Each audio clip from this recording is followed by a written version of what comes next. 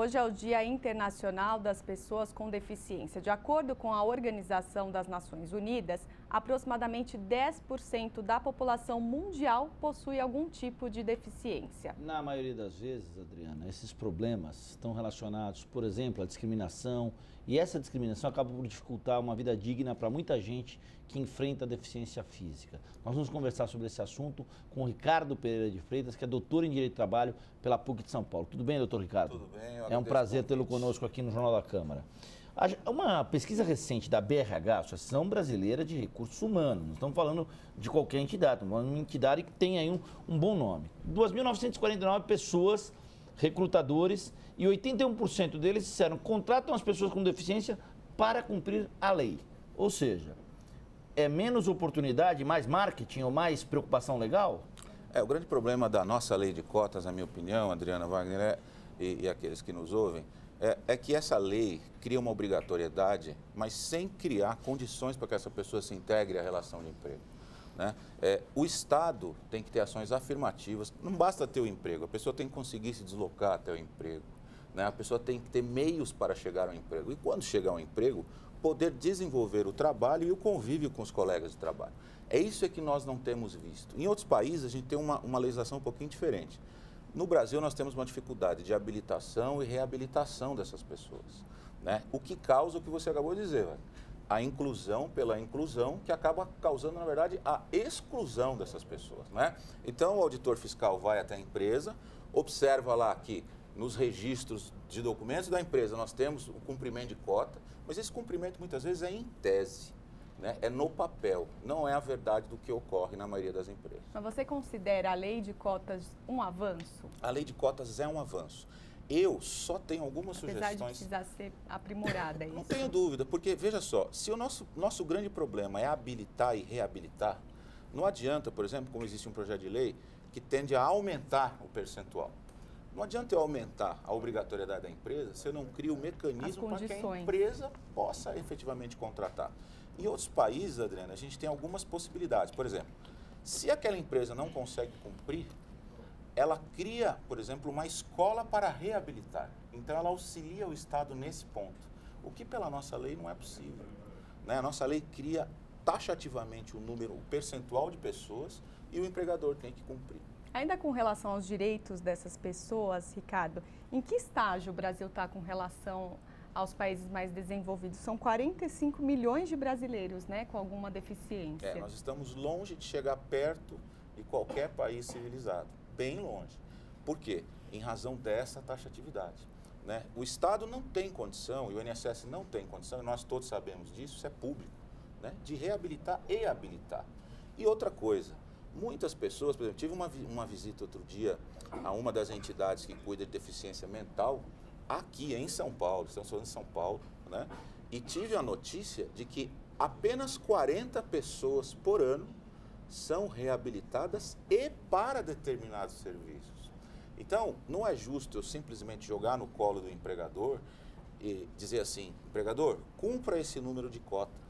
Coloque essas... Claro que é importante que essas pessoas venham para o mercado, nós torcemos por isso. Mas talvez existam outros caminhos de conseguir fazer essa ponte, digamos assim. Que caminhos? O caminhos de opção. Né? Se o empregador tem a possibilidade, não tem... Vou dar um exemplo, melhor. Telemarketing. Quem trabalha em telemarketing tem que olhar para a tela, tem que digitar, tem que ouvir, tem que falar. Qual é a deficiência que sobra? Que tipo de pessoa nós podemos colocar numa vaga dessa? Só que nessas empresas nós temos empresas com 10, 20 mil funcionários. Como eu vou exigir 5% de deficientes nessa empresa? Então, Ricardo, deixa eu te dar um exemplo. Deficiente físico. Te dar um exemplo de algo que tem acontecido no jornalismo. O Jornal Estado de São Paulo tem um repórter que é cego. Isso me parece algo bastante interessante do ponto de vista até do processo editorial em si. A EBC, a Empresa Brasileira de Comunicação, a TV Brasil aqui de São Paulo, sim, tem no Rio de Janeiro uma repórter com síndrome de Down. Eu não lembro o sobrenome dela, o primeiro nome é Fernanda. E a gente tem um outro bom exemplo nesse sentido. Mas, de modo geral, o que a gente vê é a estrutura de um departamento que, a partir do momento que você passa a ter deficiente físico nele, esse deficiente é muito excluído e alvo de abordagens muito pejorativas no dia a dia, no trabalho. Essa não é uma barreira que a lei tem que tentar encarar? Exatamente. Mas por que existe isso? fundamento disso que você está me dizendo, e esses apontamentos que você fez são muito legais. A gente tem juízes cegos, advogados muito cegos, funcionários públicos. Aqui no Tribunal Regional do Trabalho de São Paulo, nós temos um departamento de acessibilidade. Olha, até o Tribunal Regional do Trabalho da Segunda Região se preocupando com isso, com a inclusão. Né? Agora, como corrigir isso? Vamos dizer, se esse é um defeito realmente, e é um defeito dos piores, né? Você não permitir a inclusão dessa pessoa, essa barreira que você disse ter criado. Ora, a empresa tem duas opções, ou cumpre cota ou é autuada. E se é autuada, sofre muitas vezes até uma ação civil pública, né? Com relação ao não cumprimento de cotas. Mas essa empresa não tem possibilidade diferente. Eu tenho dinheiro, a minha empresa tem dinheiro. Eu não consigo cumprir a cota, por exemplo, no telemarketing ou na construção civil. Né? Enfim, cada categoria tem as suas... O Ministério do Trabalho tem um festival de TAC, termo de ajustamento de conduta nesse sentido. Pois é, e eles têm até sido muito razoáveis, porque as empresas fazem anúncio. Se você entrar na internet, você vê que esses anúncios, na verdade, se repetem. Não há esse número de vagas, assim, há o número de vagas, mas não há o número de pessoas para que possam ocupar essas vagas, infelizmente, porque não há habilitação e reabilitação. Então, na minha opinião, como as empresas têm dinheiro, se a gente partisse para esse caminho delas habilitarem e reabilitassem as pessoas, essas pessoas teriam mais oportunidades no mercado. Em vez de simplesmente dizer assim, 2%, 1%, 3%, 5% tem que cumprir e pronto. Ricardo, como é que você avalia a cidade de São Paulo no que diz respeito à acessibilidade ao espaço público? Péssima. A cidade de São Paulo é péssima. Minha opinião é muito clara. Não só a cidade de São Paulo, né? O Brasil tem situações muito difíceis. Tente andar numa calçada pelo centro, pela Avenida Paulista, em qualquer lugar, você vai ver as dificuldades que se tem sem ter qualquer deficiência. Você imagina, o transporte público ainda está muito aquém do que é necessário, do que nós precisamos para ser uma sociedade, como diz a Constituição Federal, solidariamente responsável.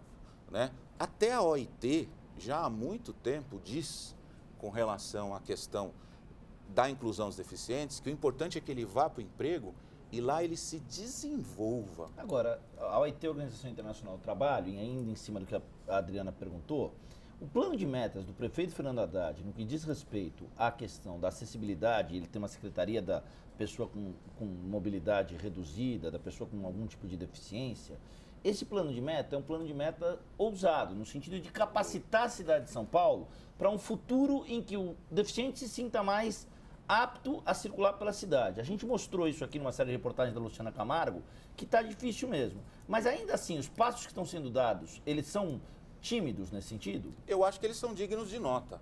Qualquer projeto neste sentido de tornar a dignidade da pessoa humana para todo ser humano uma obrigação da nossa sociedade civil é digna de nota. Eu não tenho dúvida.